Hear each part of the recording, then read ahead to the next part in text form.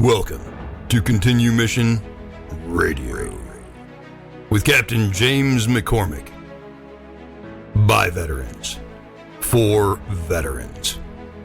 Guest hosts tonight are author Greg Meakin and Miss Val, our military radio gal.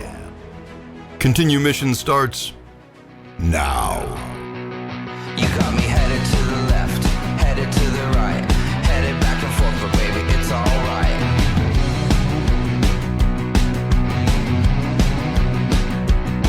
You got me going to the east, going to the west, going up and down, cause baby, you know best.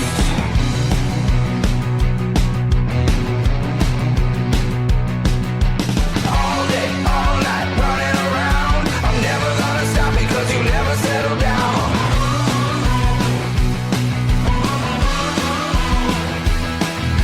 Shooting into space, flying at the sun. I'm never coming back because baby you're the... Well, welcome to another episode of Continue Mission. I hope that you can hear me, Lima Charlie. I got Greg Meakin and Val Olson on here. Can you guys hear me okay? Licking chicken, Lima Charlie, loud and clear. Loud and clear. Hi, everyone. Hi, James. It's so good to hear your voice. I hear you great, James. Boy, you're in the bunker down there, right up in Pennsylvania, in the hotel? Yeah. Here we go. How fun. Welcome, Val. Nice to see you again on the air. Let's get this thing ramped up today. It's going to be fun. It's going to be fun. Yeah, it's going to be fun. What a great week that it's been. It's been an exciting week. Let me just kind of give you all a roll-up before we run right into it. It's going to be just the three of us tonight. So I think we're going to have some interesting commentary. But let me start off by saying that I have been in the nation's capital for the past week, and I will tell you it was the most chaotic, horrible scene of not peaceful protesting, but vandals, terrorists, bigots, people that hate people because they're Jewish. They write the same kind of sayings that the Nazis wrote about exterminating and then praising Hamas, a known terrorist organization that murders women and children. They are absolutely the scum of the earth. And anybody that can praise them or be on that side cannot be an American. You understand? You cannot be an American and praise and worship a group of people who are intent on destroying, who have a level of bigotry in their heart. We have no place for that here. You know, America is the land of the free and the home of the brave. It's not just here for just the white folks, the Muslim folks, the black folks, the Asian folks. It's all of us. All of us together. We come together in this melting pot called the United States of America. And, every time I turn around, I see this, no bigotry is good, okay? But I see an absolute thumping on anyone that is bigoted towards people of color or towards the Muslim race. But I see nothing done about the bigots and the racists that are coming after Jews and Christians and white folks and Asian folks and Hispanic folks. I mean, and American Indians. Gee, many Christmas, what is going on with this country that we turn a blind eye? How about we just say it's all bad? If we're going to have a hate crime, let's make it a hate crime to do exactly what they did at Grand Central Station down there. It's a beautiful landmark, and you go there. They've ripped down the American flag. Of course, they do it. They knew how to time it because there was nobody out there, or it seemed like there was nobody out there. There were a few Americans that were there that ran in and tried to rescue the flags, but they had so many protests going on around the nation's capital. They kept the police busy around the White House. They kept them busy in other places. This is a known terrorist tactic, folks. We'll keep you busy on the west side of Baghdad, but we're really going to go in and murder people on the east side of Baghdad. But we're going to sneak in to do it because that's the way they are. The sad thing is there were, some you could tell they weren't all Muslim kids. They were American, somebody's son, daughters, and that are going to school there at Georgetown or going to school at the American University or wherever they're going to school at. And, and yeah, I'm calling your names out, universities. You better police your people up. If you got people like that sitting in class, you need to kick their asses out because they don't have no business being in a class in a prestigious university, okay, that has the history that your universities have. You need to tighten up. And if you're a bigot like that and you support that kind of nonsense, then you need to step down and go find another school. I mean, go to Gaza. Go teach in Gaza. That's what I would do. I mean, all of the folks that, that are out here praising and go to Gaza. Go support them over there. But please espouse all of your beliefs when you go over there. And I want you to come back, and if you make it back. But if you make it back, I want you to come back and tell me, how that worked out for you. Because you probably won't make it back. The Iranians, the Chinese, the Russians, they've all been involved in this. But I say the primary instigator in this is the Iranians. This is good for them. They like to see all this chaos. They know that we have, weak leadership. They know that we have, a torn Congress and Senate that can't agree on parking spaces, let alone, how the hell to run the country. So it's become very disappointing. Now, not all of them are that way. And let me tell you something. There's some folks there with D's by their name and R's by their name that are pretty darn good people. And I've met them. And I believe that they are patriots and Americans, and on both sides of that.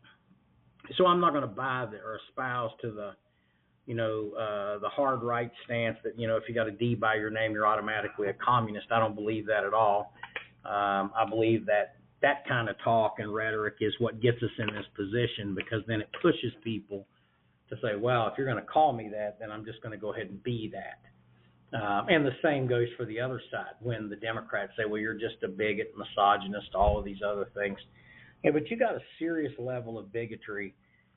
We call it anti-Semitism against the Jews, but it's bigotry, 100%. It's just a bunch of bigots that hate people because they're Jewish. They hate people because they're a different color. And I'm going to tell you, radical Islamic belief, they're not going to ease you into it. You either are going to totally buy into it or else you're going to die. Now, that's just the way that it is. I've lived in those countries, folks. I've lived in those countries, and I can tell you that what you saw in Washington, D.C., it was shocking, right? Well, guess what? That happens every day in those countries. They carry on like that every day.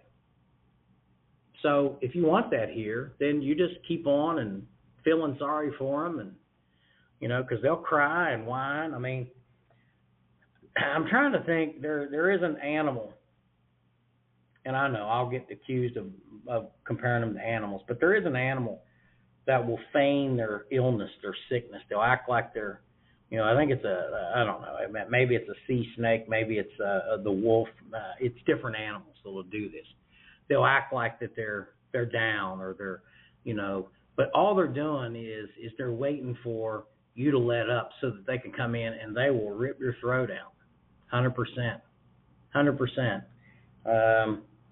So sad. Do I believe there's good Muslims? Yeah, I do. I think there's some nice, wonderful people. I've met some of them. I worked with some of them in Iraq and from Kuwait. I think that they have a civilized nation, and that's the difference. It's a level of being civilized and the wanting to be civil. What you saw in Washington, D.C. was not civility. And it was a damn big distraction. And now Congress is going home and a lot of stuff's not getting passed. So there you go. So Greg and Val, welcome to the show. Let's talk about what's going on. What questions do you have, Greg, Val, anything that y'all got on your heart to talk about? Where do we start, James? What questions do we have? I watch my TV now, James, and I want to throw up. Yeah. Well, you're talking about Washington, D.C. We'll get to a whole bunch of really cool stuff tonight. But you're talking about Washington, D.C. We're watching our TVs. Our jaws are dropping left and right with everything that's going on, never mind a little assassination attempt last week. Come on. It is so insane. It's so insane. I've never seen anything like it. And I'm saying, are you telling me? Are you telling me that major people on campuses and in our government hate Jews? I mean, did we not get over that in the Holocaust? Did we not get over that? Yeah, they darn sure hate Israel. I'll tell you, they hate the Israelis, they hate the Jews, they hate any association. Well, I mean, you saw what went on at the Olympics. You know, they made a mockery of the Last Supper. You know. Oh, and you know it's weird. You know me, James. You know I can't wait for tonight. It's going to be a great chat. But I like to look at I call it the Kamala Harris root causes of the garbage that's happening out there. Right? Greg looks at root causes of garbage in the world. Okay. Now seriously, you and I we've chatted about this. Mm-hmm. In 2008, when Barack Obama was elected. Uh-huh. Everybody, and I'm talking to all practical people that I knew, said to each other, what's going on with this, all this talk of race all of a sudden? Mm-hmm. You might remember Charleston, where Obama right out of the gate tubed our cops. Mm-hmm. And I swear to God, James, only because it's a two-hour long form. You know, take a quick second here, but I'm telling you what, James, back in a Honda dealership I worked in, and I had a manager come up to me. Seriously, this is probably, because they were awful years, 08, 09, 2010. We had the bailouts. We had just a devastation in the United States economy, the real estate market. Now I had, this guy was a general sales manager of a Honda dealership. He came up to me. He said, Greg, you've known me a lot of years. I am the most inclusive, non-racist guy in the world. But I watch as president, and I'm kind of getting there. Like, what is going on? So this is a little mini monologue to out of the gate. I'm so fired up to chat with you guys, to chat with your audience, to chat with Val. As ever, James, salutes to your guys, okay? You, of course, Father Mike, Rich, and everyone out there, hopefully 150,000 or so tonight. Salutes to you guys. I've always said we couldn't do what you guys did, okay? So lots of chat tonight, little rant. I'm off to the races, James. I don't know about you, but over to Val. We're ready. We're ready tonight. Well, I'm listening closely, and I want to talk a little bit about what's going on in D.C. and these campuses. What kind of patterns are starting to form? I'm curious who these instructors and profs are at the universities. Do we know who they are? Do they have a way of whistleblowing? Is there a system in place that helps them and protects them if they see things that need to be reported? Again, this is all national security level stuff, and I'm just curious at the infrastructure we have to make sure that there's proper communication channels in place, because that seems to be a problem that, I hope to fix someday, some way, to help all of you in the United States, because having communication channels is very important, especially in matters like this. Yeah. Well, so what we're seeing is obviously, you get a student visa. And I think what you're seeing is a lot of these students that are coming in. Well, not only that, you had so many people cross the border in the last 3 years. There's thousands and thousands that are here. Not all of them are friendly. Not all of them are here for an education. They're here to educate you. They're here to do the bidding of the imam that is leading them and pushing them over here. I can tell you that. You're not just going to leave a radical Islamic country and say, oh, I just want to go to college in the United States. Number one, they're not going to let you go if you have any love towards the United States, because you'll come over here and love it, and then you will not go back. So think about that. I want you to think about that. Would the communist Chinese or the North Koreans, would they send someone over here that could potentially tell us everything that's going on in their country? Or are they going to send the most radicalized people that they got to come over here and try to radicalize other students? And they have. They're very effective. Now they figured out how to use young girls to do that. Now in their country, young girls are supposed to be chaste and covered up, but over here it's a whole different ballgame. You know, they'll use sex, they'll use whatever they need to, and you know, young American kids from the Midwest or wherever they're from, you know, they fall for it every time. You bait a trap with a woman, they'll catch them every time. And this is the kind of stuff that's happening, and it continues to happen. I told you that it happens in D.C. It's a fact. It does. It happens a lot more than what you think. But in this case, you got to really think about, you know, now when you're talking about other countries, some of these kids have immigrated from Iran to France, or they've been sent in from Syria to some other country in Europe who's accepted them and allowed them to become citizens. So a lot of times they go and apply to go to school, and it's like, oh, well, they're a French citizen, so they're not on any kind of terror watch list. And we got to really start to have a better vetting process. First off, everybody that was there doing what they did that day, if they have a student visa, it should be revoked, and they should be immediately returned to their country of origin. Immediately, no questions asked. I don't care how much money they've invested in. I don't care. Go. You got to go. Because of that, if an American kid would have done that in Tehran, we would be watching them hung. If we had an American kid in Tehran that came out and said he was gay, he would be pushed from the top of a building and killed. You know, in America, it is the last frontier for freedom, and we're about to lose it if we're not careful. You know, I'm trying to not blow a bunch of dog whistles here or make people think, you know, but you need to start thinking real hard about who you're voting for and who you're supporting.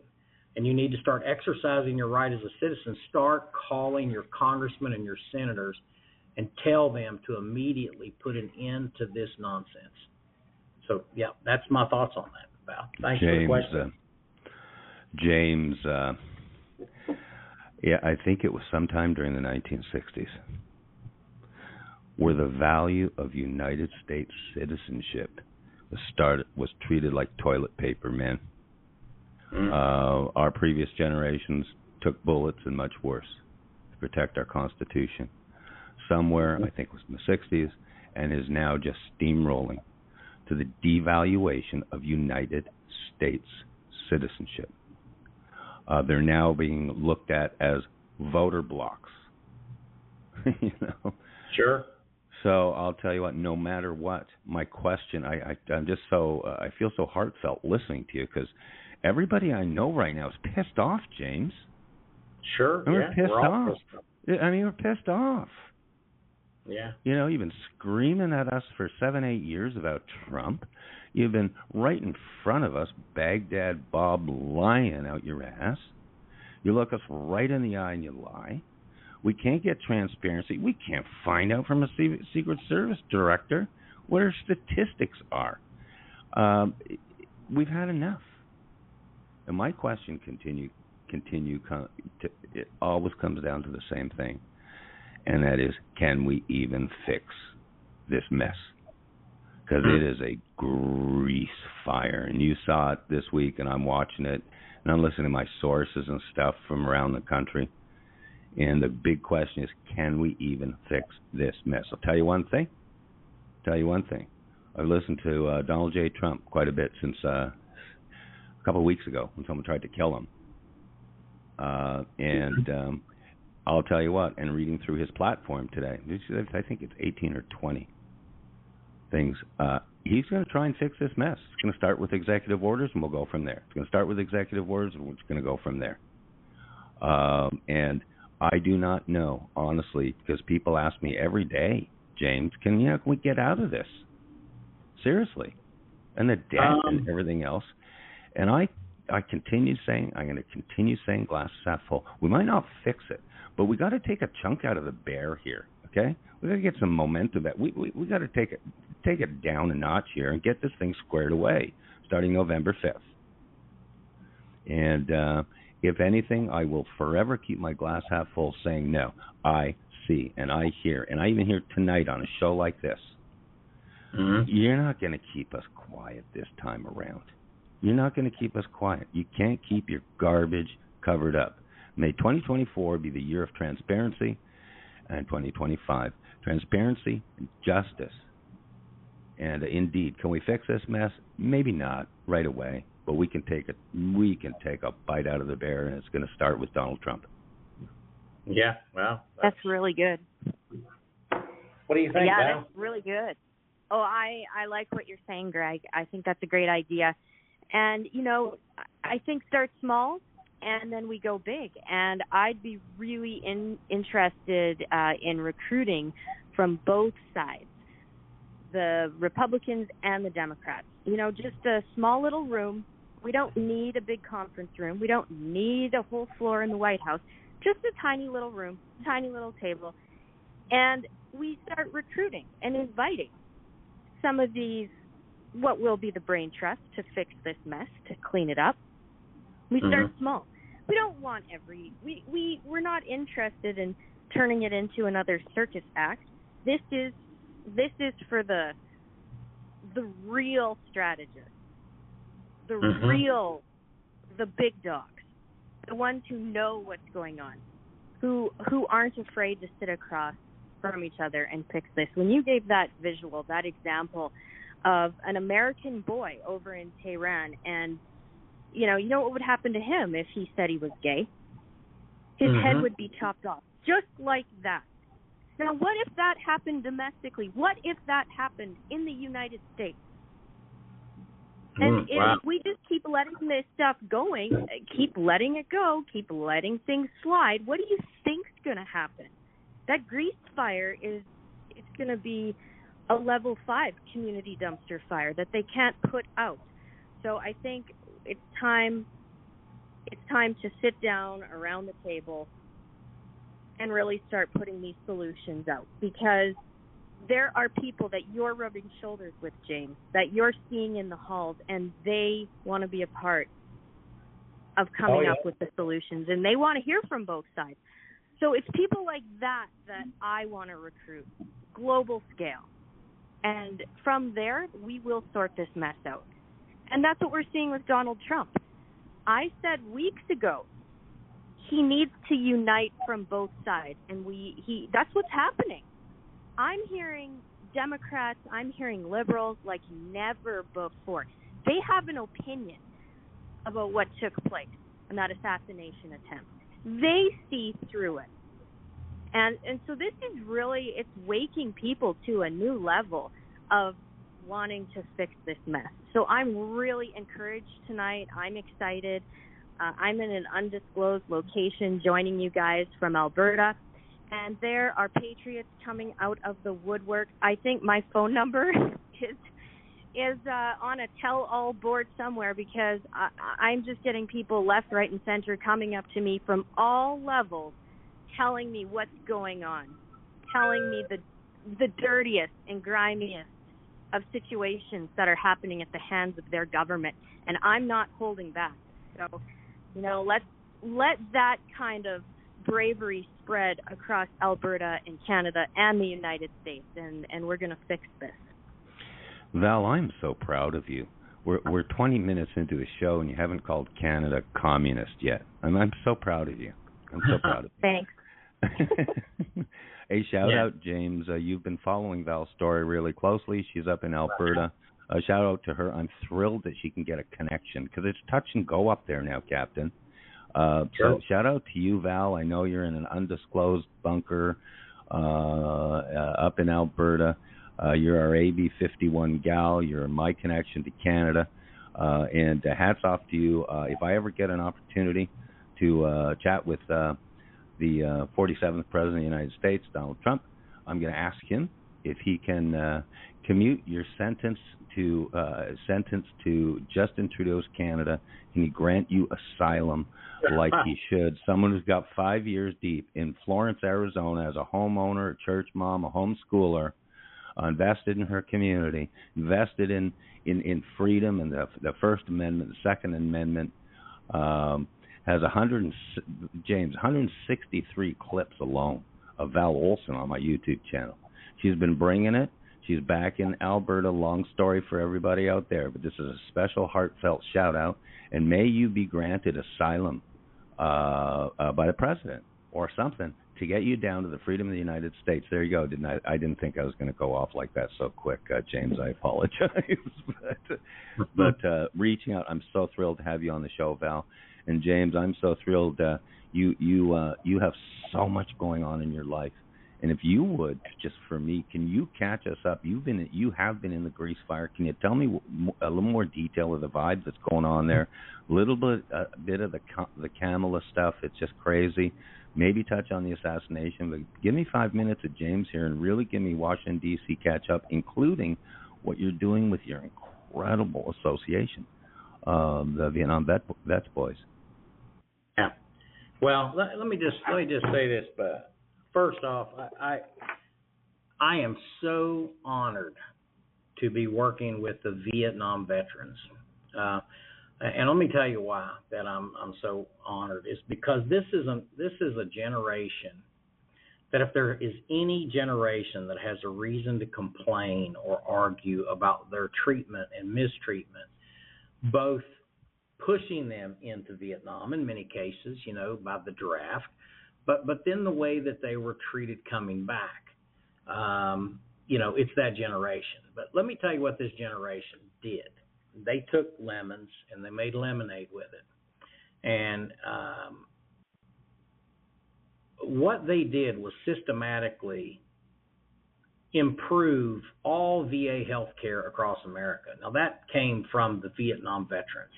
I know that there's a lot of other organizations, that say, well, we were involved. They were. But ultimately, I'm talking about that generation, those generations that was born in World War II and then into the early 1950s that ended up serving during the Vietnam War. They came back some of them came back to just their families waiting on them at the airport, and they were happy with that. Some of them came back, to riotous behavior, nonsense like you saw this week in Washington, D.C., but these were their fellow Americans that had turned on them. And really, I don't know how you can classify those kind of people as Americans, but, they held citizenship. Let's just say that.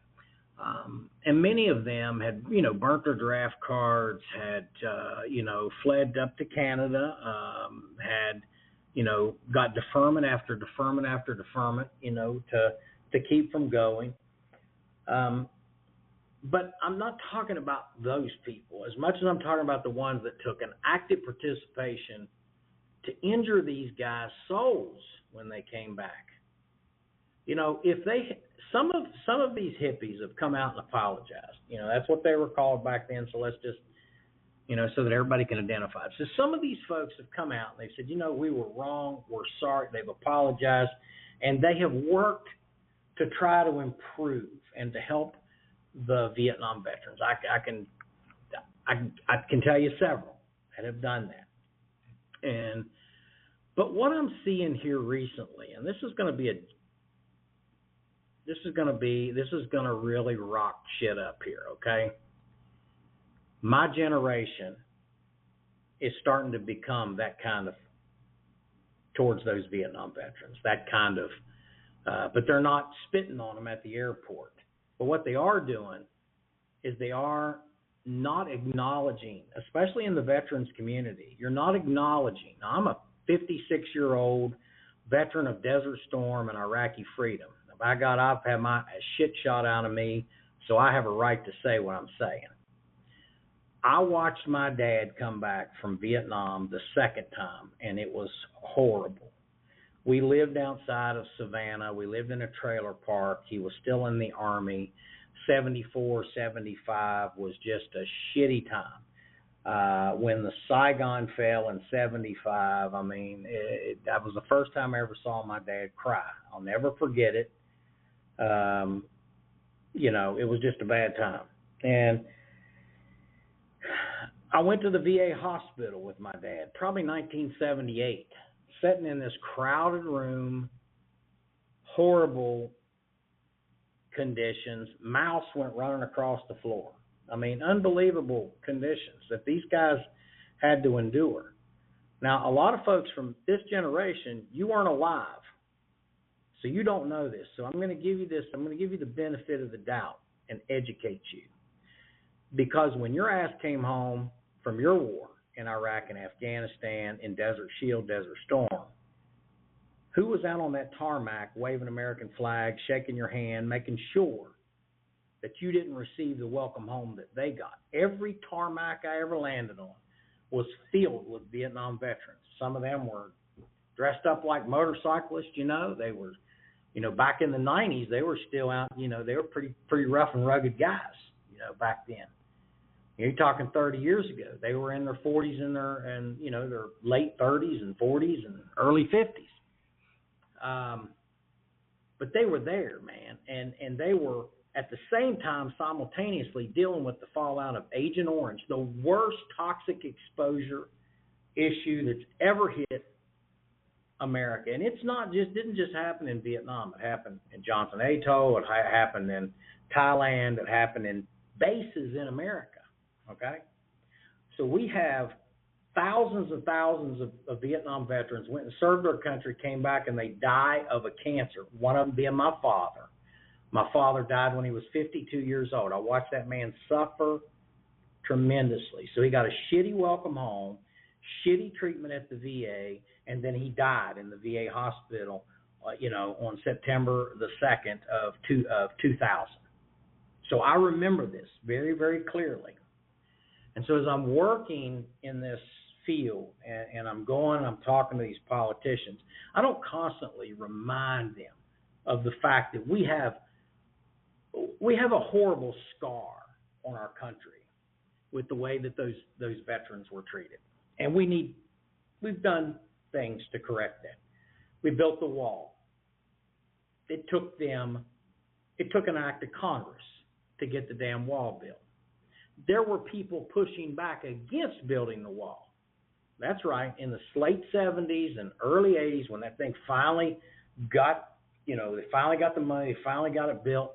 It was built, I think it was opened in 1982, but I'll double check that. But 82, yes. So they've been working on this since like 1974.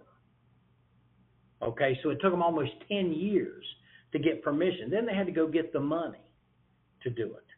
And then they had to work, and then they had to, to do the other. And that was all the Vietnam Veterans of America, folks. That wasn't all these other veterans organizations. As a matter of fact, many of these Vietnam veterans, they had to form their own organization because they were not welcome in the other organizations because the other veterans had turned their back on them. That's the reason why the Vietnam Veterans of America, their motto is never again will one generation of veterans abandon another. Now, why is that? It's because they got abandoned. They were kicked out of the VFW and the American Legions in some posts, not all, but in some. And that happened. And that happened a lot. So then you have the war in Iraq, the first Desert Storm, and then you really started to see Vietnam veterans being welcomed home. That's when you first started seeing welcome home.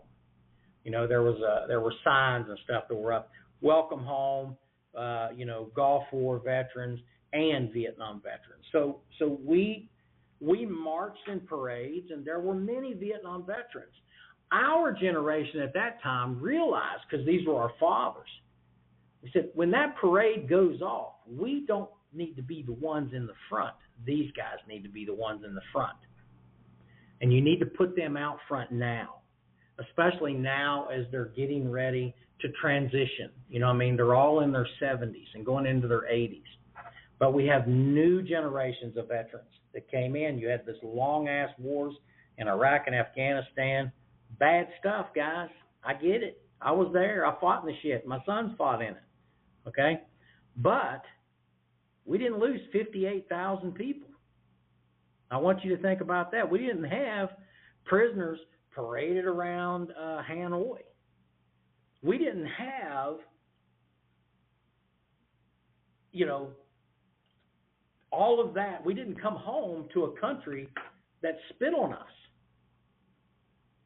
And we didn't have all that done to us because of the efforts of those Vietnam veterans. So you younger veterans, I want you to think about that. I want you to really think about it. Nothing that we got, the PAC Act that was just passed. Let me tell you something. If the Vietnam veterans had not got the Agent Orange passed in 1990, by the way, it took them till 1990. So the Saigon fell in 75. So we're talking 15 years after that. In 1971, 72, you started to see there's something going on here. If you remember, it was under President Nixon's term that they created the Environmental Protection Agency, and they outlawed a lot of these dioxins because they knew that they were poisonous. Okay, but by that time they had been plumped all over the place, buried all over the place, and dumped all over the place and sprayed on these guys. And thousands of them have died since then.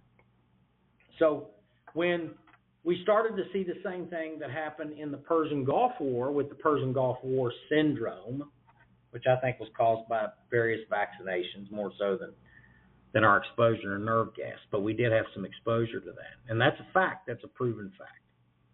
But it was these Vietnam veterans and all the work they had did and already had did in 1990, because I remember when I came home and I got out of the Army in 1994 for a bit to go to school, and I walked in and I had this rash all over my body.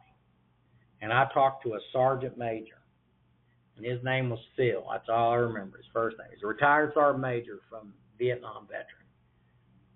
He said, "What's that rash all over, because I could see it in my neck." I said, "I don't know what it is."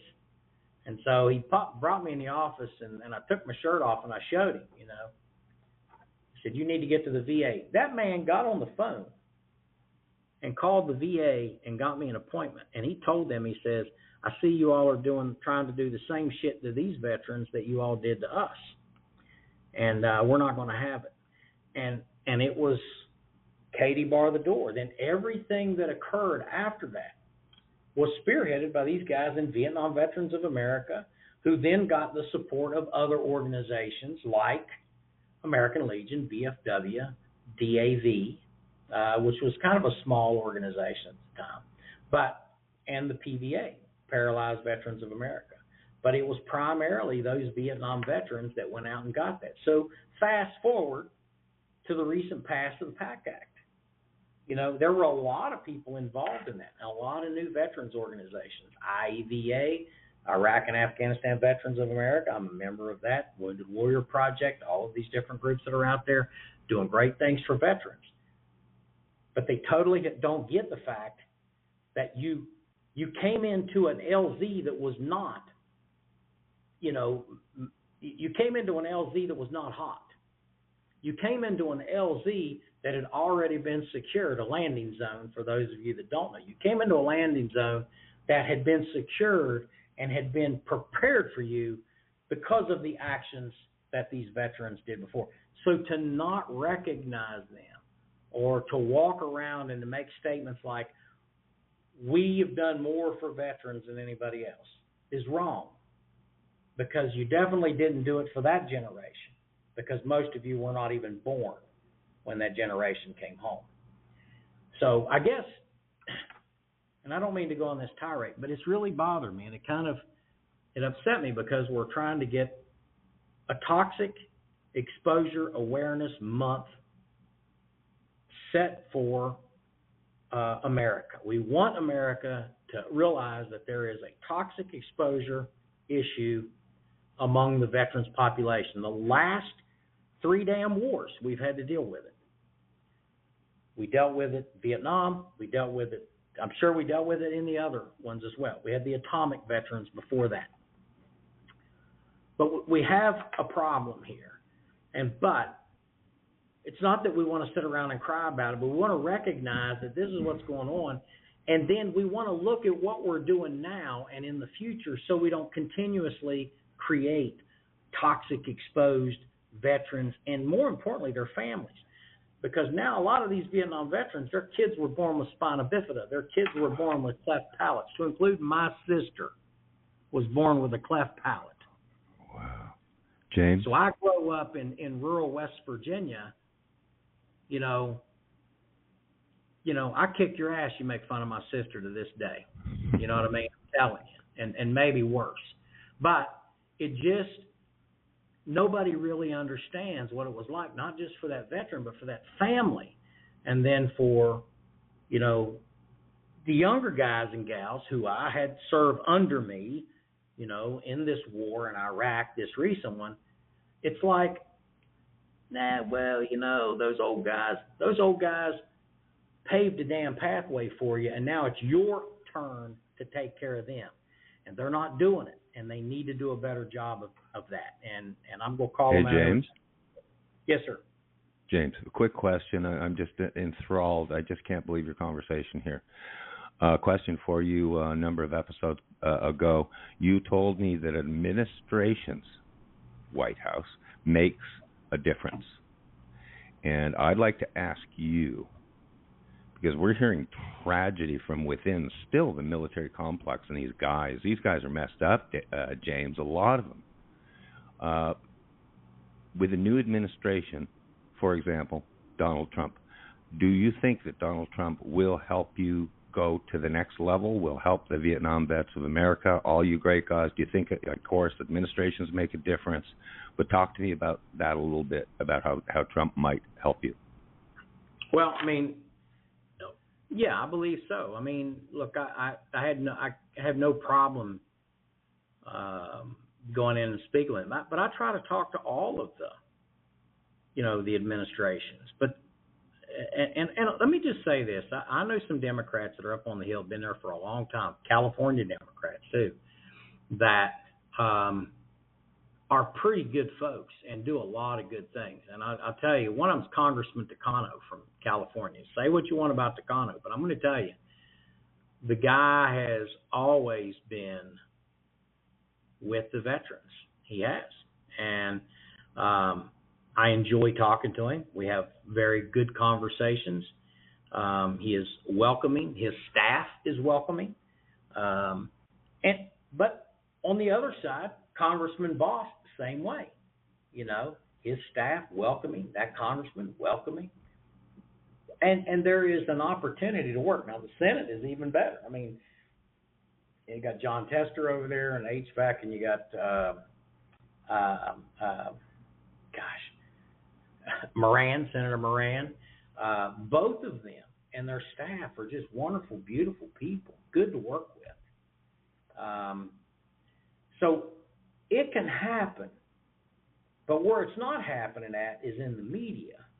See, the media is taking an opportunity and taking advantage of you, America. They're taking advantage of you right now because they're not telling you the stories about the two sides that are actually working on legislation to make life better for not just veterans, but senior citizens and for children and for people in general.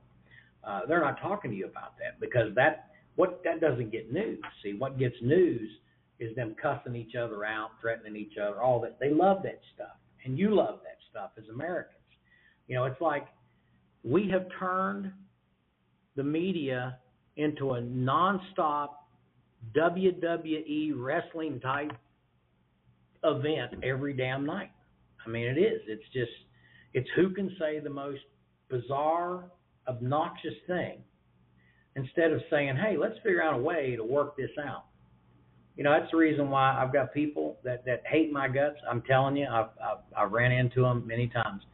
And you know what? To hell with them people, because they have no desire to do anything for America. Everything that they're doing is for the destruction of America. So I think that if you have a good, solid president who loves America, you know, truly loves Americans, not just looking to elevate themselves. You know, look, what does Donald Trump have to gain by being the president? Is he not already one of the richest men in the world? I mean, you think about that. You know, he's put himself through all this, been shot and everything else. I mean, you know, hey, you know, he knows. He knows what I felt like. He knows what a lot of us felt like that have been hit. And, you know, it was a very close call for him. He could have died, and somebody did die at that event. But yes, I think that there would be we could probably get some presidential proclamations done, and one of them that I would have done would be to recognize the generation, which they have Vietnam Veterans Day, but I'm talking about a whole month dedicated to toxic exposure awareness and how we can get within and this military-industrial complex that is making all of this shit and forcing them to do the right thing. How do we know? We don't know that the water that our sailors and our Marines are drinking on Navy ships right now, do we know that that's safe water? Do we know that that filtration system is taking ocean water in some of the most polluted oceans? And I'm not trying to sound like a green guy here, but I'm telling you, we've got a problem when it comes to, especially corporations that are ran outside of the United States of America. In the U.S., we're regulated, okay? We're heavily regulated. China, Russia, Korea, Iran, they're not regulated. So they absolutely can dump stuff anywhere, do anything they want. They can take their ships out and pump, raw crude into the ocean, and they do it constantly.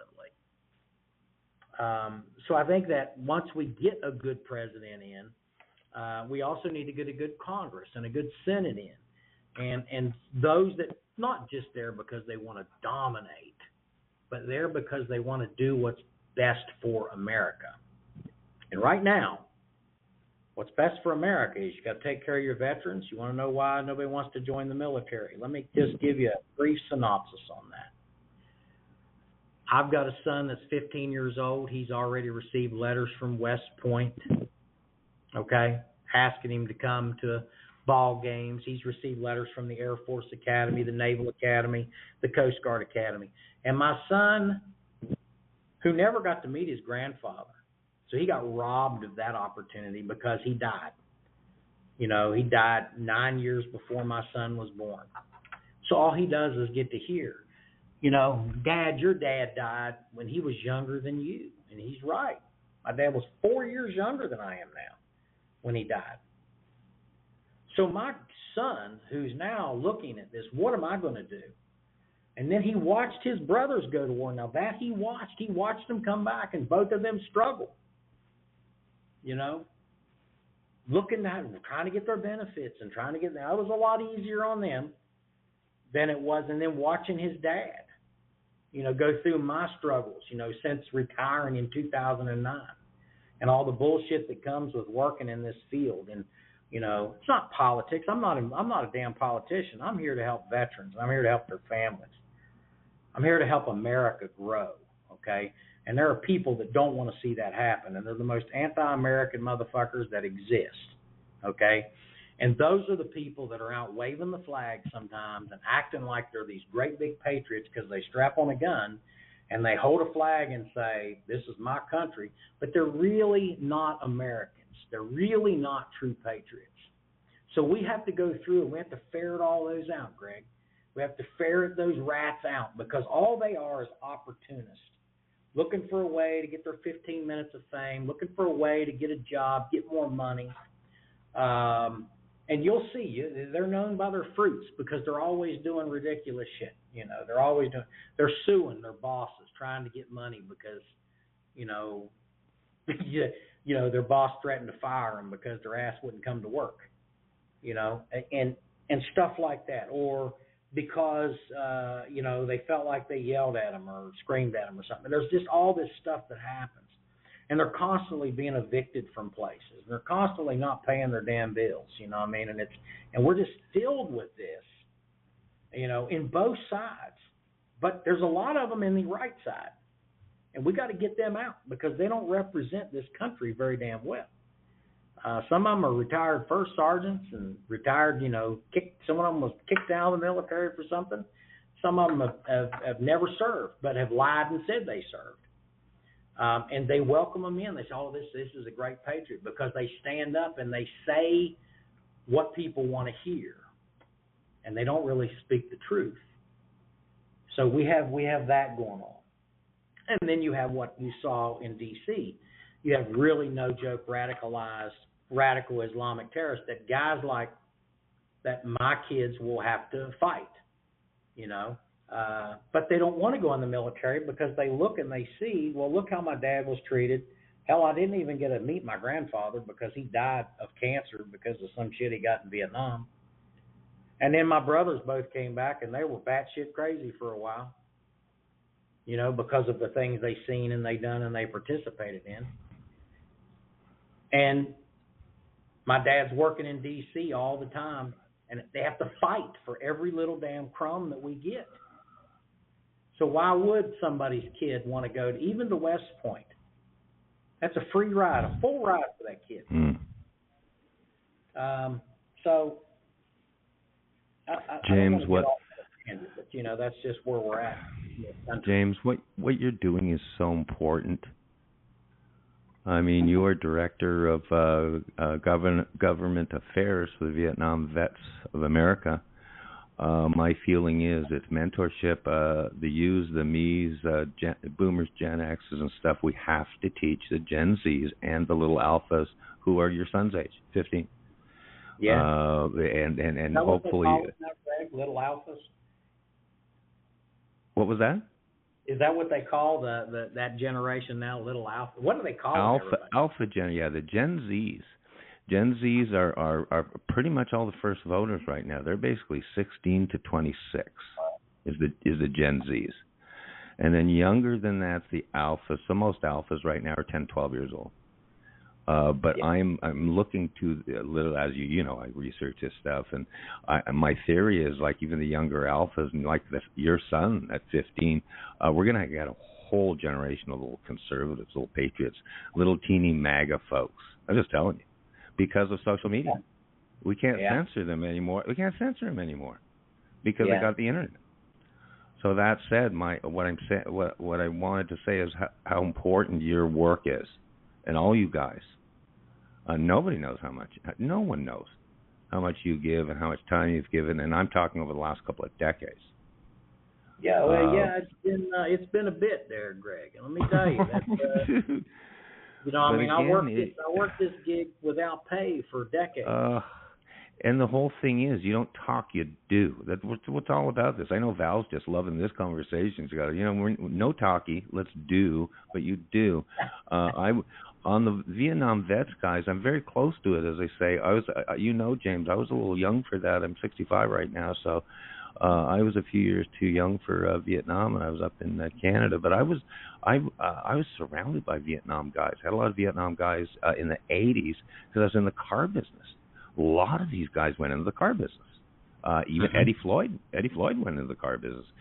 So I knew a lot of these guys, and two of them, not many of them are still alive, but two of them, Agent Orange, you know, died right in front of our eyes, and they're whatever, they're 50s. But once you've heard, and only you can appreciate this, James, you know, because Vietnam was the first technology war. You had like helicopters and wicked weapons, and the stories that these guys told me. These are the secrets from the inside campfire chats, and they're the chats that you and I and Val have had many times on previous radio shows. Once you've heard these guys' stories, you just can't believe what they went through, James, and you went through. These Vietnam vets, I made a quick note here today. In the state of Arizona, James, there are 454,620 military vets. So over 450,000. Wow. Yeah. Sadly, down 13% in the last 10 years because they're dying off. But what you mentioned to me a couple of weeks ago on the air, James, you were saying that barely over half of vets vote now. Was that correct? Yeah. Like, okay. So putting that number. This is why I'm not just concerned, and this is a shout out. This is a shout out to all you guys listening tonight, and especially anyone in Arizona and anyone in some of these tight states. You got some wicked races in West Virginia going on. We got anyhow. So I'm saying, okay, 454,000 vets in Arizona. If barely over half of them, say 55%, that means 250,000 vets are not going to vote. And I'm saying you need to. Okay, we need to get, the guys in West Virginia, you know the Sheriff Mark Lamb's over here. We've got the key races up in Nevada and elsewhere. These guys got to vote, okay, James? And they got to vote freedom, independence, 1A, 2A.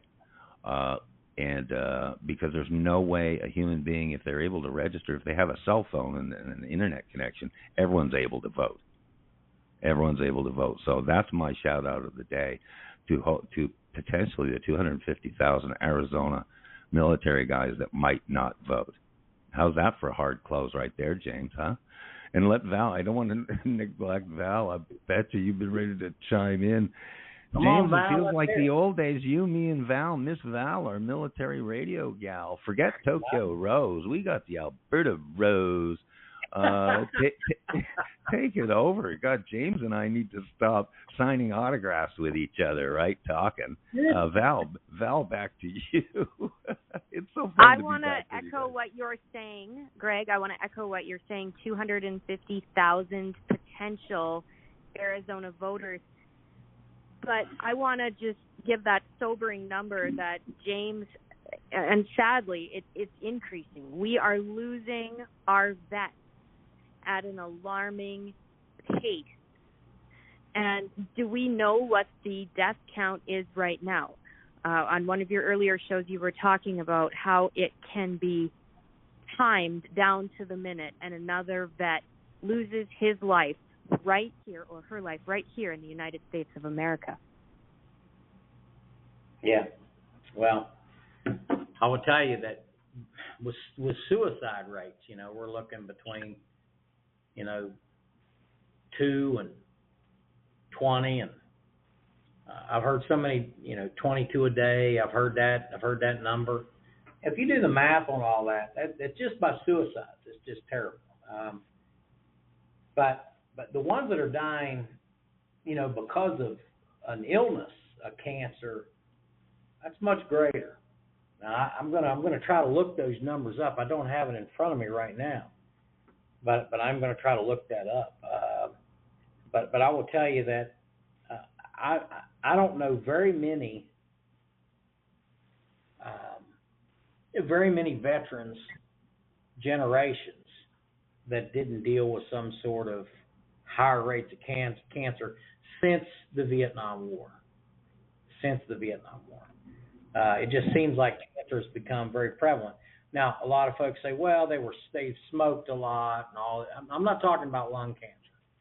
I'm talking about these other bizarre, weirdo cancers that definitely start and become affected by, it's just, look, it's the dioxin exposure. Let me pop this in though, but if you think about,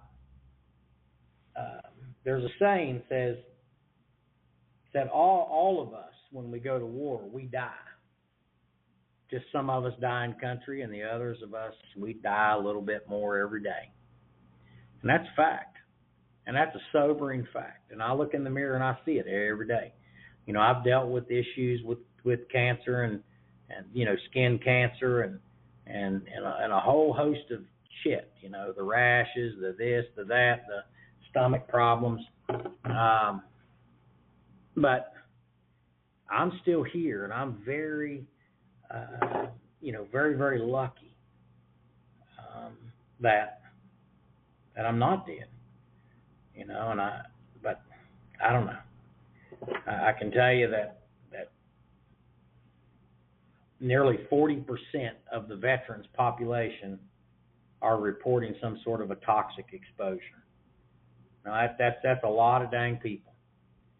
You're talking millions and millions of veterans. Now, when this PAC Act came about, you saw a lot of veterans came out, they were exposed to burn pits and all these other things. Well, let me tell you, the burn pit was not new. So we just had a meeting with the Government Affairs Office, and they are doing some research, and they were very, very cordial, very good to work with. I'm just going to tell you that not all government agencies are just out sucking up money and wasting money. So they're going to start to do the research and gather the data. And these Vietnam veterans have lots of pictures. Some of them have, 8mm video rolls of just mountains and mountains of trash and burn pits that are just constantly burning all the time. I mean, I can remember before burn pits were even talked about. When I was over in the first Gulf War, our most of our platoon sergeants and first sergeants, they were all Vietnam veterans. And they brought out MoGas, which was gas, and then they brought out diesel. When they brought it out, we had these portable latrines, had 50-gallon barrels cut in half, and this is when you were in the base camp. And everybody got shit duty, okay? That's what they called it. It was just you were on shit detail. We all got it. And that was that you pulled these things out, and you poured the MoGas, and you poured the diesel fuel into these vats of crap, and you had this pole, and you lit it on fire with toilet paper, and it, burned, and you just had to sit there and stir it. Now, we weren't wearing protective masks and gloves, and you just, you were just there. But that was perfected in Vietnam. So they were doing that long before.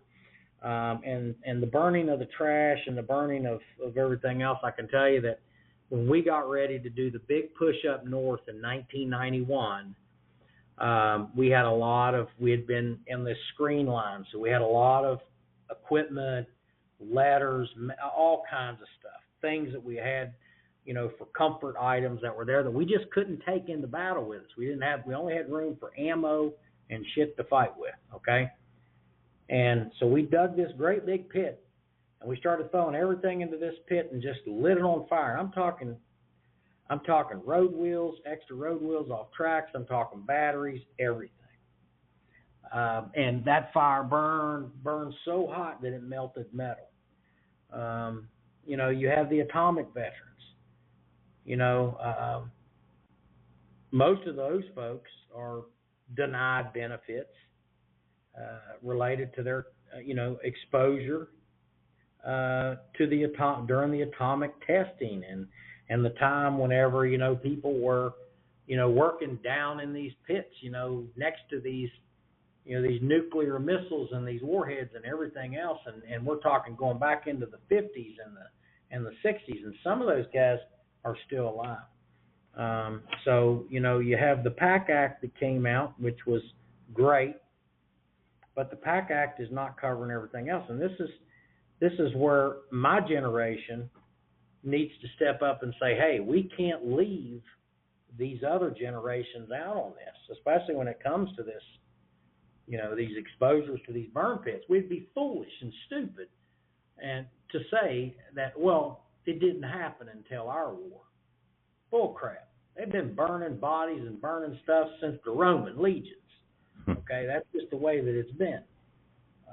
So I think that we have a problem, but more importantly, Greg and Val, we need to stop that process and get a newer process so that my kids and my grandkids, if they decide to serve, that they don't get sick like that. Oh, that's unselfish. James, I'll tell you what, these stories, and no one will ever know, James, because you don't share it, the pain that you're in every day, okay? And all of you guys, same thing. It's very important to let people know that and share that. And this is out of the blue a little bit, but I wanted to just reach out to Val for a second here. James, it's really important, and please pass this on to your guys, how much the American public loves you guys, okay? And this just came to my heart. Val, I'd love you to take a few minutes here. James, you might know this. I've never run into a little Canadian gal from Medicine Hat who loves America and loves the U.S. military like Miss Val. I'm just telling you. I've never met anyone like it. Take a few minutes, seriously, Val, and just chat to James and his people. And as honestly, a Canadian gal who's just looking someday to get back to the freedom of the United States in Arizona, talk to James personally and his people and tell him what the military means to you. and how you've been helping them and what you plan on doing moving forward. But tell them what the military means to you. Well, not just to me, but to a province, to my country. You represent our freedom, and when you are under communism, they never call it communism. They give it every other name than what it is. You are looking for hope. Hope is what you're hanging on to, and that United States flag represents that. And our protection comes contracted out to the United States military. We pay a fee for that service. We know who protects us, along with our Canadian vets, but we're contracted out to the United States side, so we need you healthy and strong. And when one of you is down, we're all down. We're hearing, we're listening, and we have to do our part. But from my heart, I say thank you, and I stand shoulder to shoulder. But I mean, how do you even put into words? I'm knee deep right now with whistleblowers in this province. And when I say the United States military, their eyes light up because it means something. It has stood strong, and through the test of time, that is our hope. America is the last beacon of freedom, and we have to fight for that. We have to do our part, not just from Alberta, not just from Canada, but other communist places in the world. And the stories that are coming out, if the United States military was to hear some of the garbage that's going on, I'm talking all kinds of things that I'm hearing from families impacted. The United States military will not stand for it. They won't, because there are people just like you, James, that won't accept this garbage, won't stand by and not do something. And that's the fight we're in. I mean, it's global scale. And I have to touch on, we were talking about these politicians some of them are starting to come together. I think it is our military that can unite both sides of the table. I really do. And that's where it starts. It starts with standing up for our brothers, standing up for our neighbors. And when you describe, James, those vets that were waiting for you when you returned home, I can't imagine what that must have felt like, what that must have felt like in your heart and in your mind. And I bet you that is a contributing factor in your own recovery, is what that meant to see them there. And it's probably why you're standing like you do today. And I'm so inspired by that. And I'm a Canadian. I'm not an American. And I just won't stand for that. And I believe that there's good politicians on both sides of the fence who are listening at home saying, we're not going to stand for that either. Because in this mess, it's those politicians that we are looking to now to say, you can do something. You're entrusted and empowered to do something. What stops any of them from getting on a bus and going over to some of these hospitals where there's mice on the floors of our servicemen who have served? No, I don't think so. That's beyond unacceptable. That's considered like inhumane in United States standards.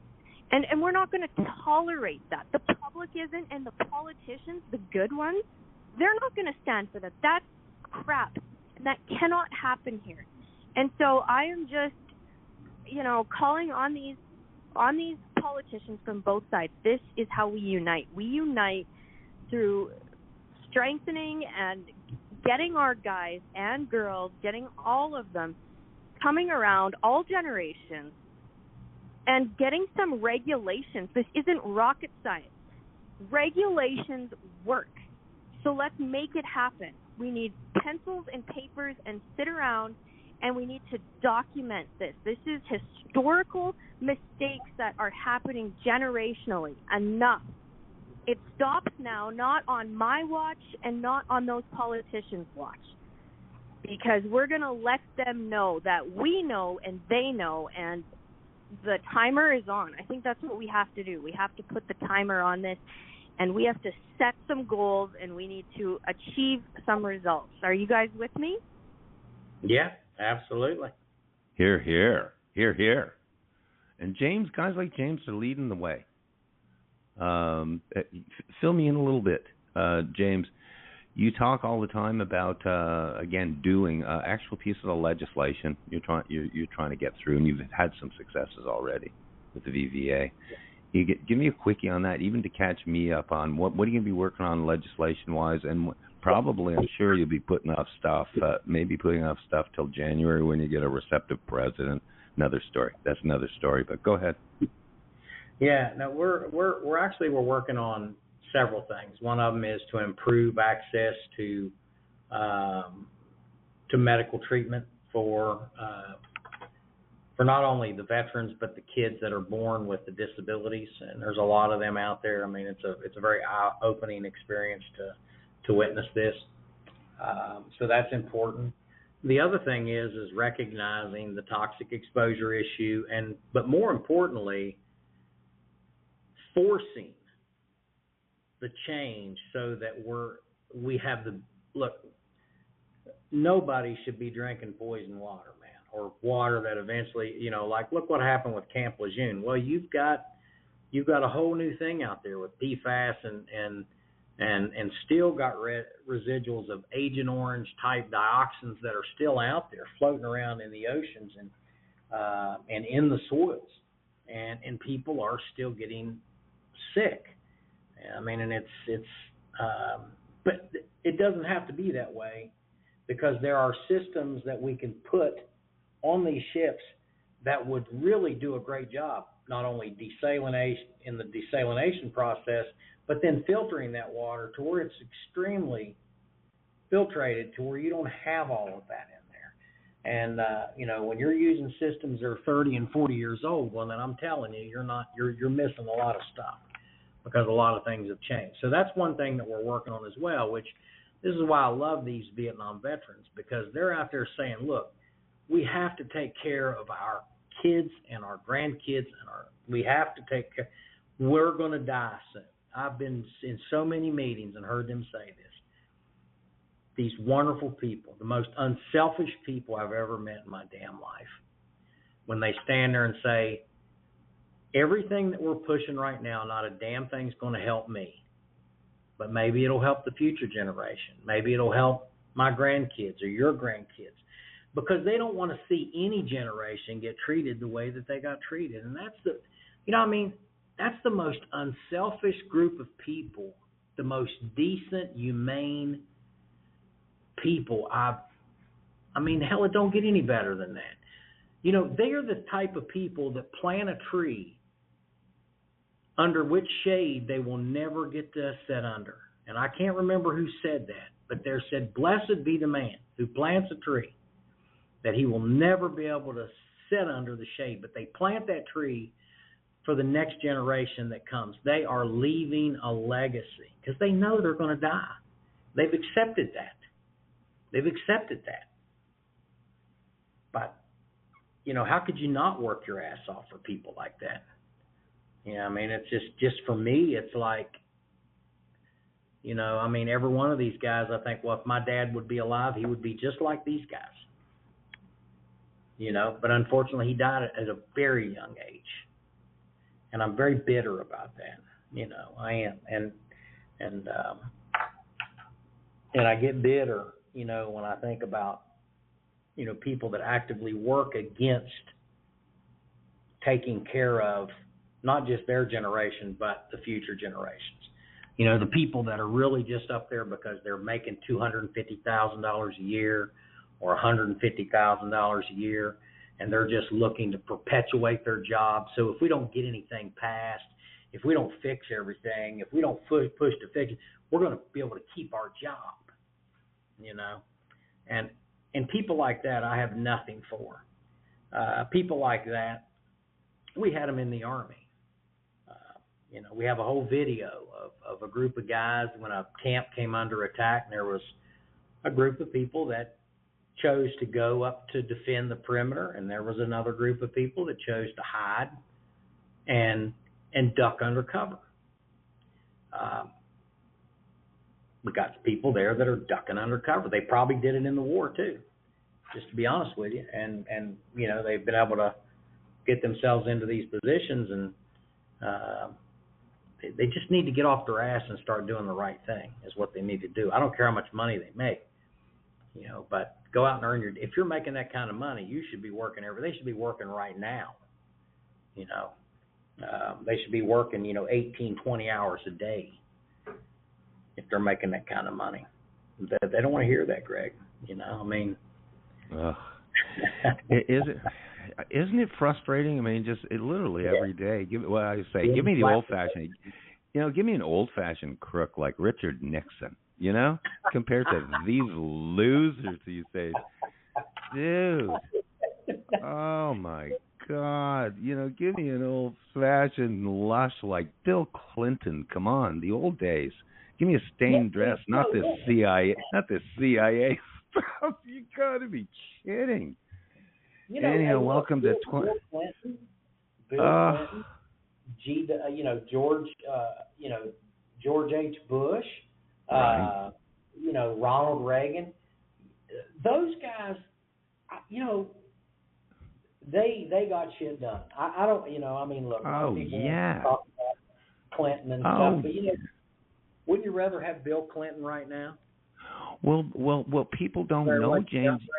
Oh, you know this, but Bill Clinton, I can say, you know, I'm not a Bill Clinton fan. Are you kidding me? He was a really smart politician. He's underrated for his political skills. He was a workaholic, especially during election time. But he was smart enough. If you remember this, James, he wasn't an ideologue. You know, a globalist like, say, the Obamas. He was an Arkansas,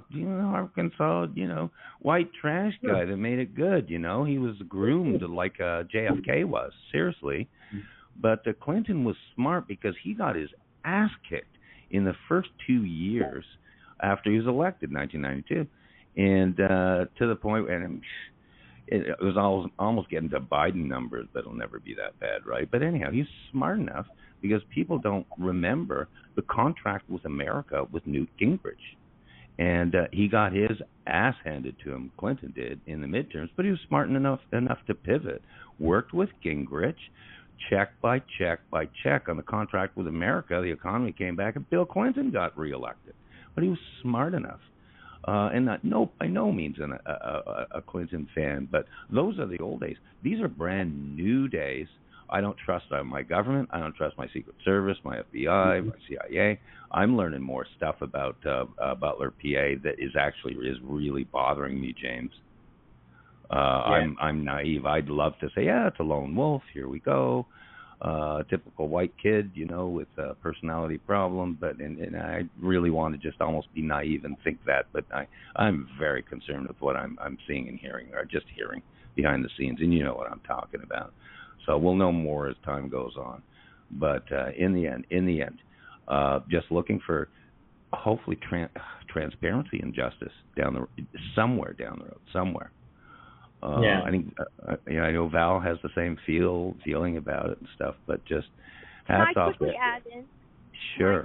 You mentioned, like, I just want to touch on the FBI and the CIA, and you know what we watched unfold at the attempt at Trump assassination. That was a bad picture of what you think of when you think of the Secret Service. I'm just saying that was a small snippet. Not all of them are like 5'1". You know, yeah. They're right. As a woman, I probably wouldn't be the best fit to be put in a role like that. You know, one had trouble putting her gun away. Like it was a bad day on the big screen to really showcase these agencies. Not everyone is like that, and I just hate putting them all grouped together like that. And also, Greg, I just wanted you to touch on, did you say you used the word trash when describing something about Bill Clinton. I've never heard you use that term, and I just want some clarification on that, because what did you mean? Like trashy, or what were you describing there? Can you break that down? You're talking about maybe we lost Greg. Nah, he's still on there, but Greg, you were talking about... I'm sorry, I just stepped away.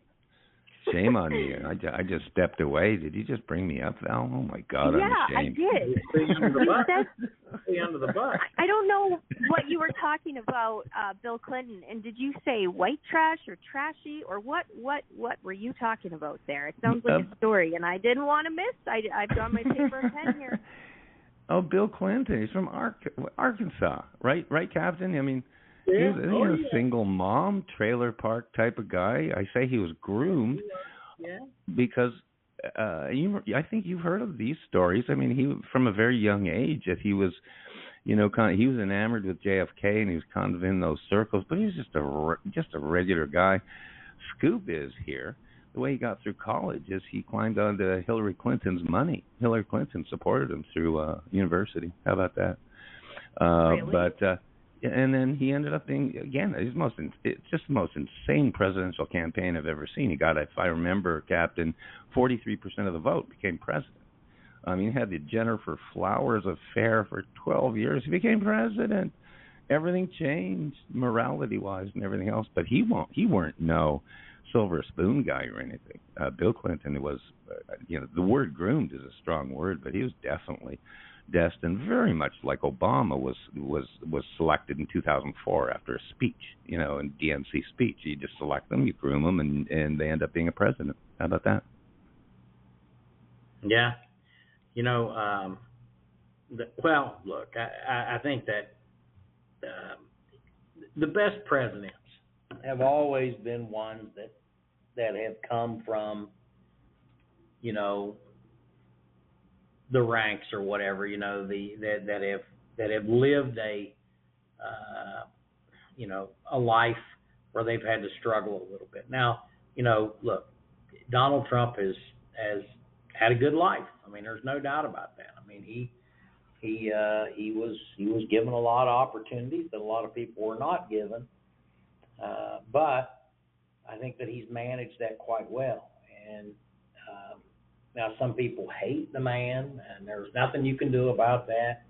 You will never get a person that hates Donald Trump to vote for him, never, ever, and so you don't even try.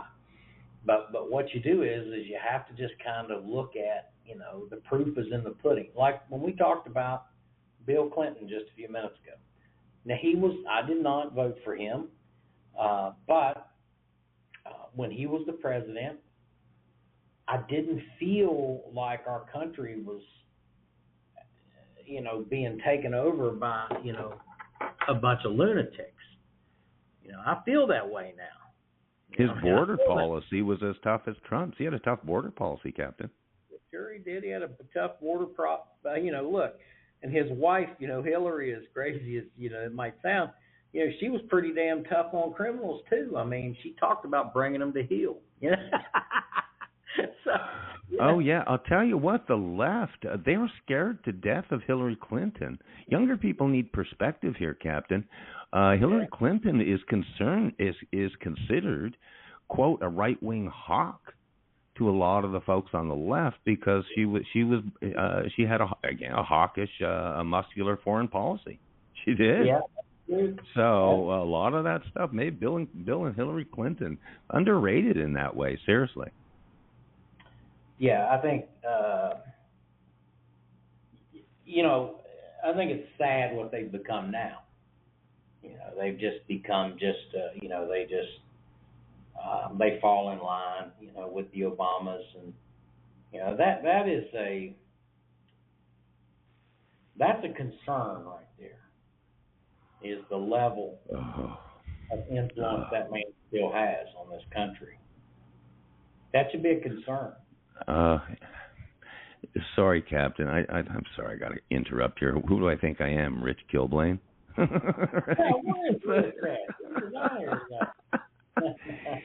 You mentioned Clinton. Val knows this story. I just, when I'm on long form radio, I can't believe it's the last half hour. Where's the time gone?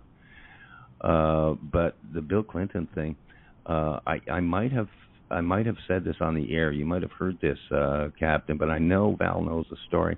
I was, because being in the auto industry and the finance manager in the auto industry, I met so many people, so many people. And I had met years ago, probably 20 years ago, a retired NASA executive. I mean, way up there, and goes way back to the Cape Canaveral days with the little Corvair convertibles and the Gemini guys. Anyhow, I will not make this a long story, but he knew every president, much like you. You know how Val and I query you all the time on George W. and Donald Trump and stuff because it's inside scoop. And this gentleman, he knew all the presidents from starting with Nixon. And he did not know he retired before George W. So he was in that era, the real cool era of NASA. And I said, okay, tell me about the presidents. I published it, and he went through them. Nixon, blah, blah, loved Reagan. He said Reagan lit up a room. Everybody loved Reagan, blah, blah, blah, blah, blah. But he got to Bill Clinton. I said, okay, Bill Clinton. He said, and he took a minute, Captain. You know how a guy does, take a break in like the bar or something, you know, takes an extra little sweet. And he says, I'll tell you what, sir, he says to me. He says, I'll tell you what. We all knew at NASA, knew that this guy was a real crook. A real crook. And I said, what about his wife? You know, he said, yeah, whatever, her too. But he had said, word was out, no question. And we're not talking just a phony baloney politician. We're talking, he looked me in the eye and he said, a real crook. So that really bothered me. Anyhow, back to you, James. Well, what does that mean? Hold on. Val's got her clipboard. James, Val's got her clipboard. She's going to ask her question. 5'1", punch you right in the nose. You know about politics. What was that? Do you have a question, Val? You have a question? Yes, I do. My hand is raised and in the air. Well, I'm just curious. Like, did he enjoy, you know, like what kind of crook are we talking? Did he take enjoyment out of it? Or, like, are we talking on the spectrum? Like, what are we dealing with here? Is this DSM level? Like, what right. kind of crook? Because that can lead to many different areas. Well, so take the floor. Sure, and that can, the word crook can be a subjective word, too. Like, I say, give me an old-fashioned crook, like Richard Nixon. You're talking about a wiretapping cover-up. Anyhow, this is what I perceive this nice gentleman saying. And I really, you know this, Val, I really researched these guys, you know, Bill and Hillary Clinton. I was a political wonk before it was cool. The Rush Limbaugh days and stuff. But Clinton I followed really, really closely. And here's what a real crook, I think that the definition is this. This is a guy who's a true sociopath kind of grifter, okay? He'd sell his soul just for whatever, for whether it's money or whether it's fame or whatever. He was a man of little substance.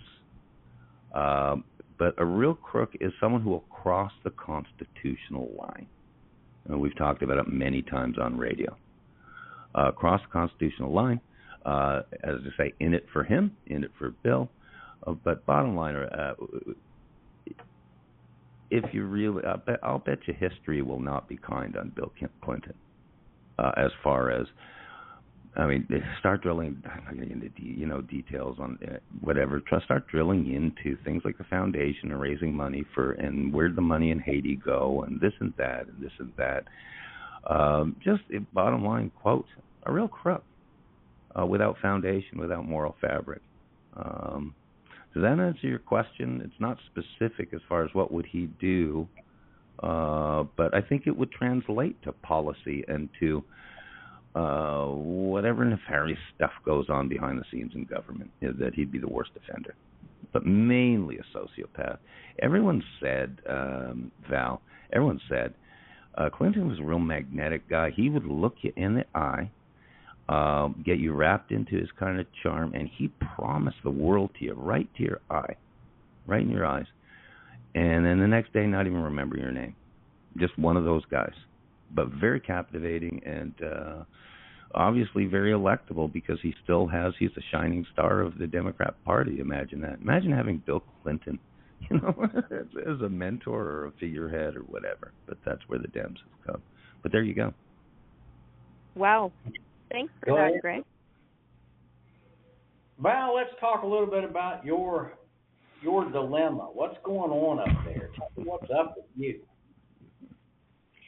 Well, I am in Canada, knee-deep in some renovations. I've been scraping old paint off of glass windows, keeping myself busy, and I've got lots of time to think about the problems on both sides of the border, James. And I'm using my time wisely. I'm delving into local policy because that's really when you want to, go source level on stuff. You just, can go to the bottom of the pit by seeing what they're doing at the most local of level and then branch out. So I'm getting caught up on local politics. Some of the politicians around here, speaking of sociopaths, there's a flavor. There's a culture here that we have. Lots of infiltration, lots of infestation, and what I'm really disappointed about, really disappointed about. I hope to change this.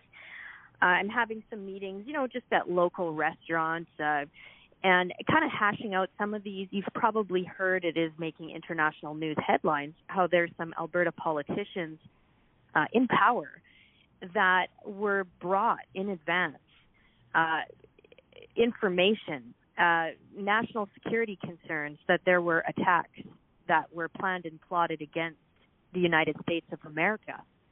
And these said politicians did nothing about it. Didn't do a thing. So that is really alarming. And they're being confronted, and it's being talked about on the U.S. side, but they're just kind of sitting ducks here, and they think that the laws don't matter, that they can't be touched because they're in power. And that's a real sickness. That's a special kind of psychopath. You can't find a diagnosis for that in the DSM. I checked. But there's quite a few of them that need to be rounded up and taught a lesson about U.S. politics and the power of the Constitution. So, it's kind of like a re-education program I'm having to go around at local levels, political, provincial, federal levels too. And I'm just engaging with some of the politicians. And, of course, I'm just grassroots at the, for me, it's like I don't make a lot of plans. I'm well known here, so if I show up, there's usually a group, and we converse, we talk. I'm just really excited, though, that people here on the Alberta side, there's more American flags than I've ever counted before. People are stopping me, asking me to get hats. They want a 45, 47 hat. Can I get Donald Trump to sign it? So I don't know when I'm going to have a chance to take a stack of hats to Donald Trump and get him to sign them for all his Alberta friends back here. But the point of all of this is there is hope, and that we are with you guys. And this local campaign going on of these politicians that were involved in some treasonous acts against the United States, we're wanting to see justice. So I hope to bring those stories, those eyewitness accounts, those testimonies that are coming from, there's doctors, there's engineers, there's lawyers, there's just a massive amount of people that are coming forward with information. I hope to bring that back to you guys on the U.S. side and really, really lay it all out and talk through the problem and get some solution, and most importantly, justice. I believe in justice with my whole heart. So that's kind of what I'm doing. I'm just collecting the stories, the impact statements, and I want to come home. I want to get back to the United States. So, but I'm here for now, and I'm just it's all work, no play. And I'm just standing on guard, keeping my communication tower up, and I'm just thrilled to be joining you guys and giving you an eagle eye report from, Communist Canada. It is what it is. There you go. I think that was the second or the third communist of the show. Good for you, Val. Good for you. Well, you didn't give me a rule. You didn't say how many times I could or couldn't say it. By the way, remember everybody, old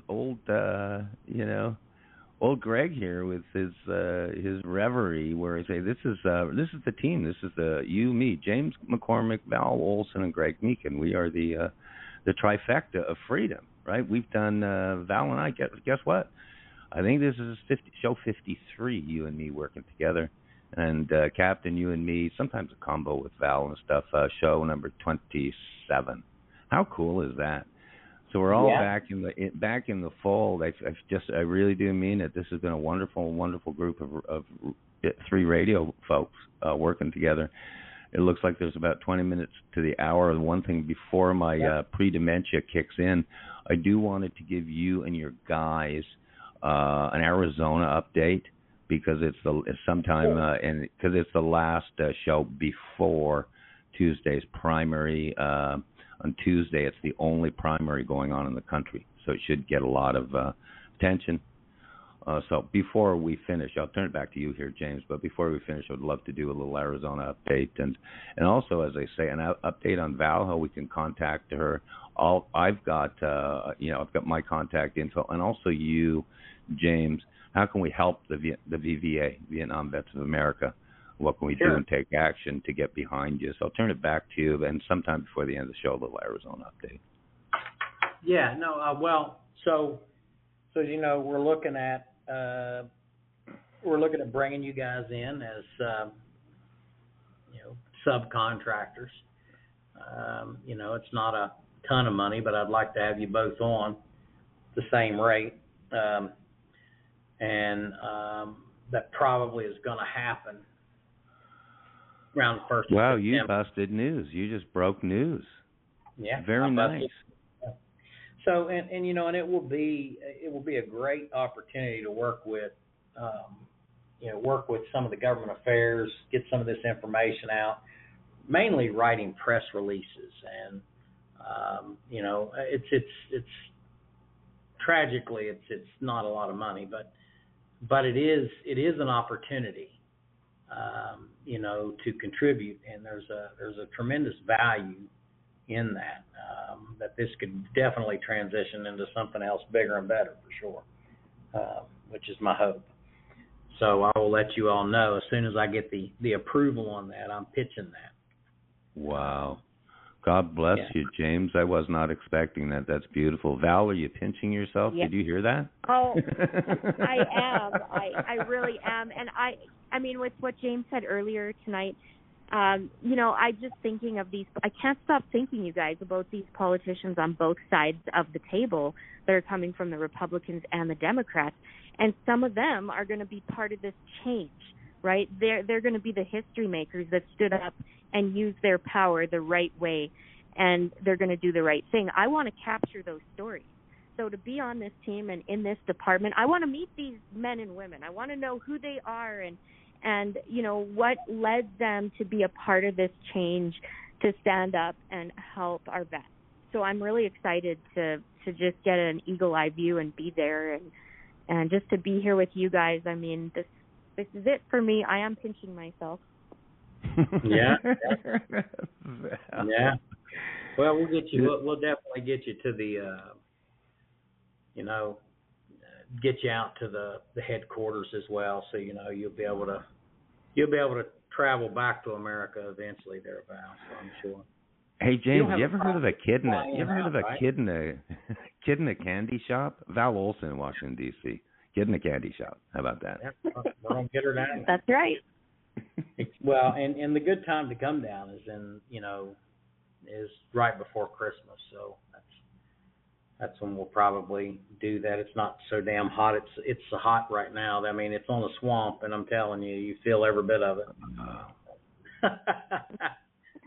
But it's not too bad.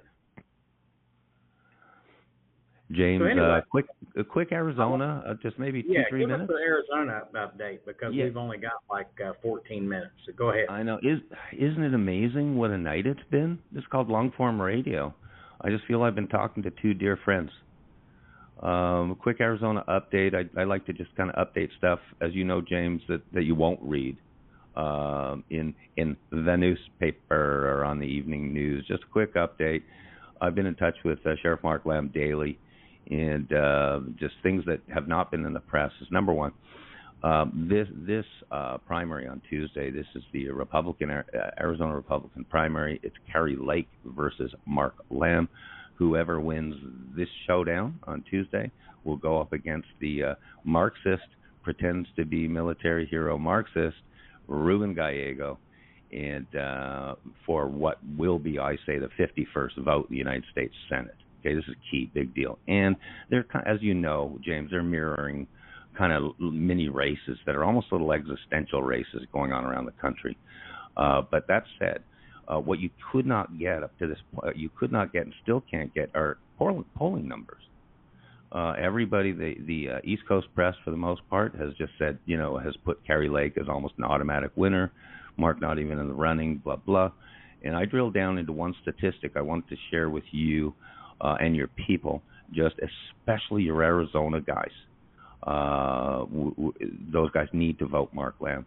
But here are the last numbers. There was the Lamb campaign did an internal poll, clinical internal poll of likely Arizona voters, Republicans, with one simple question: who will you vote for, Mark Lamb or Kari Lake? 4,000 sample, so that's a good one. That's a good sample. 4,000 sample, and results are basically, as far as what Mark said, is at worst 50-50 toss-up. It's 50-50 toss-up.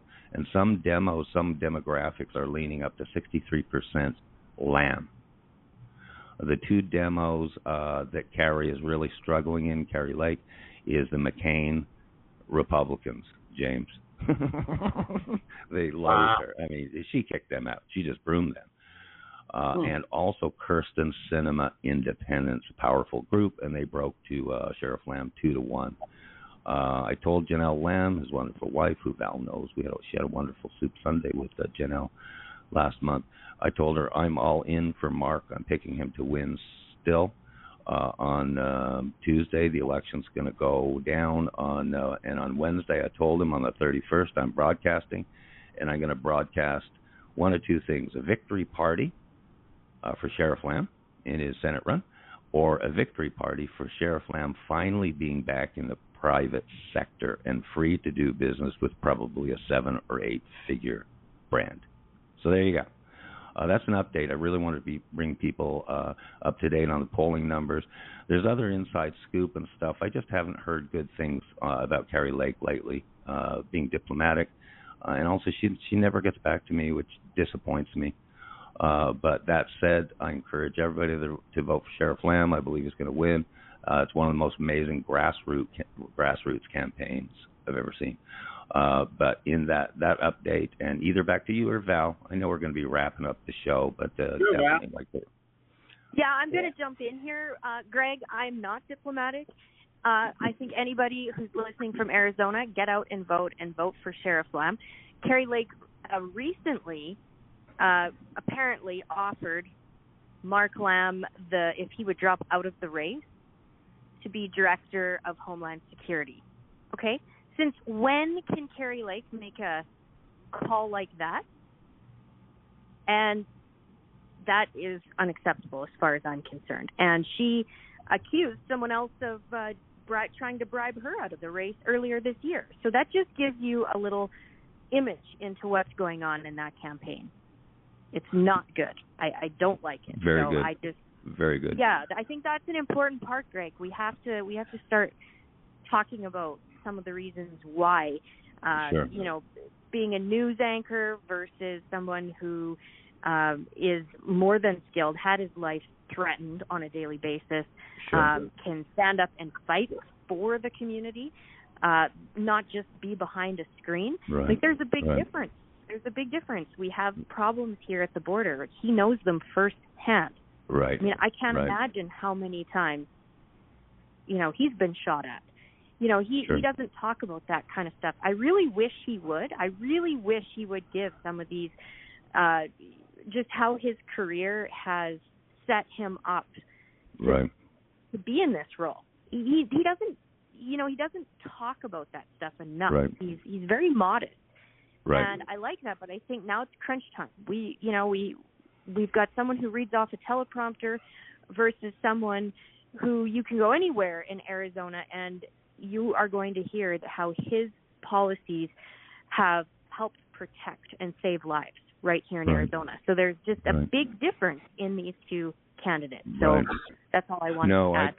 I totally get it. And to lose my diplomacy a little bit, I've told, I think, the captain this, and I'm confident enough to confirm it, is I was really disappointed. You mentioned, Val, the phone call, the cell phone call between Jeff DeWitt, who's the president of the Arizona Republican Committee in Arizona, and he was the one, you remember, James, who was set up on that, or at least that cell call, where he was apparently bribing her to get out of the race. I'm confident enough to say that was actually a set-up call, a recording, and I was really disappointed. And I can confirm this. I'm still waiting. I've never heard back from Carrie on this to confirm. But apparently, to tide her over, you know the world of consulting contracts, James, right? Consulting contracts and blah blah. $350,000 plus health coverage for her family, and I'm assuming to tide her over from the Senate loss to for the governorship loss to now, and that really disappoints me, because I was going to relay this to Father Mike, because he brought this up on the air. The entire world thought that this guy DeWitt was just a quote criminal, and this is a guy that kind of helped arrange the $350,000 contract in the past. Again, if that's wrong, I've tried to confirm it. I've got two sources who confirmed, and I shouted out to Carrie Lake at least a week ago and stuff. Haven't heard back from her. But that really disappoints me, because that's the kind of thing we're talking about, James, is truth and transparency. It's just time to be transparent, truthful, across the board. And once again, go win ourselves an election in November and start fixing this mess. Back to you, James. Yeah, I mean, I hope so. I hope that you have success down there, and because I would sure like to be able to go and talk to a senator that, that would probably be easy to talk to, that would probably have some common sense. I mean, it's not so common anymore. But say this: I have some senators that John Tester's a great guy, man. I'm just going to tell you all that right now. He's a great guy, super wonderful, easy to talk to, man. And he is, definitely in a fight for his life. And and I don't endorse any candidates now, anyways. But how is he polling, James? How is he polling? Pretty good. I mean, he's in a dogfight, but he's doing pretty good. I think in the end, he's in a very red state, and John has never changed his party, because he doesn't want to be seen as being waffling and wish-washing. And I think that he still has this vision that he can get back to. He looks at things through the lens of what I think John F. Kennedy would look at things. Or even Lyndon Baines Johnson, which, whether you like these guys or not, they were pretty damn tough on communism. And, and if you look at and we talked about Bill Clinton, you look at their policies, they're really not bad policies. It wasn't this, I know some people say, it started socialism and all this other stuff. Well, giving black people the right to vote and stuff like that happened under that administration, I don't think that's a bad thing. I think that it was damn long overdue. You still had people that were, forced to walk off the street and, use different bathrooms and all this stuff. And, and that was fixed. That was corrected. And then you brought up a very important aspect in this where, and nobody talked about the shit, anymore. And it was, and we had the most harmonious atmosphere. But then, Obama comes in, boom. Then we've got racial problems again. Well, where in the hell did all that come from? That came from all of that race baiting stuff, man. And that all started back in like 2000 and when it was 8 or whenever it was that he was elected. We never had that problem in the Army. I'll tell you that. We didn't have that damn problem. At least not in my generation. From 1985 until I retired in 2009, I never saw it. I was probably in there with some bigots, but they kept it to themselves if they were bigots, on both sides. but the main thing I want to tell everybody, vote. It is a right that people have died to give you. When you don't vote, you dishonor the sacrifice, period. Especially my fellow veterans. Get your asses up and go vote. I'm telling you, you got to stop this sitting at the house. You got to go vote. Stop laying around, feeling sorry for yourself. Get your ass out and go vote and take part in the process. If you're a Democrat, vote Democrat. If you want to vote Republican, vote Republican. If you want to vote Independent, if you want to write your own damn name in, fine, but go and be part of the process. So, anyways, that's my 2 cents in the last 3 minutes. On the race baiting thing, just a final note here.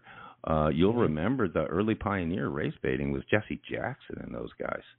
They'd go do shakedowns, corporate shakedowns and stuff, and then indeed Obama took it to a whole new level. So side note there, but and also on the Bill Clinton thing, a lot of people say, yeah, but Bill Clinton had, he led the greatest economy of the time. The economy is great. I want to remind people, every country in the world that year was running a surplus.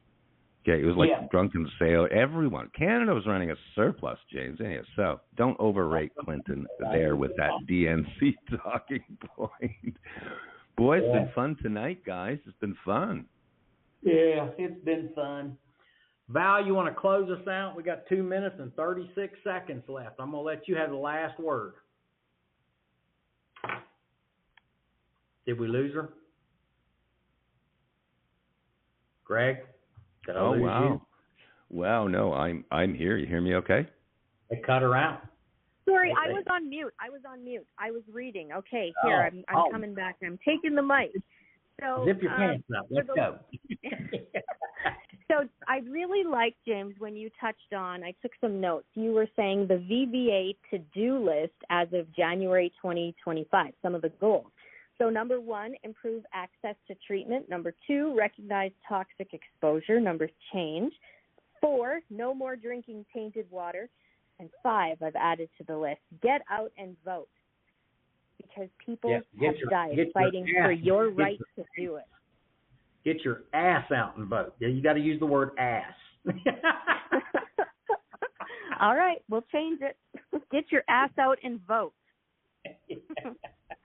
You can close it out, Val. You go on and you close out the show. We got 90 seconds. You're going to say the last goodbye.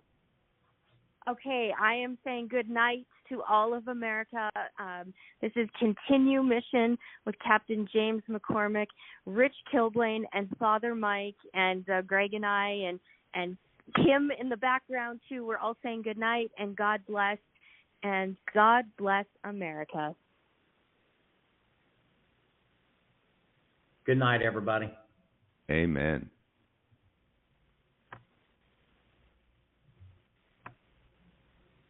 Ugh, that better not be my ex. Oh, it's just a scammy text from a weird number telling me to log into my credit union account through a sketchy link. Deleted. Delete the toxic from your life, especially weird emails and texts. Credit unions will never ask for your login information, but scammers will. Scammers will pose as anyone from financial institutions to loved ones. Don't click on strange links and know who's really on the other end before you send. For more safety tips, visit triadcreditunion.com/cybersafety. At FanDuel Casino, we know the only thing better than a win is a free win. That's why we made Reward Machine the daily free-to-play game that gives you a chance to win up to $2,000 in casino bonus. We've given away over $100 million in free bonuses, and we're just getting started. Every day at 6 p.m., you get 3 chances to spin the Reward Machine reels. There are 3 ways to win. 1. Match any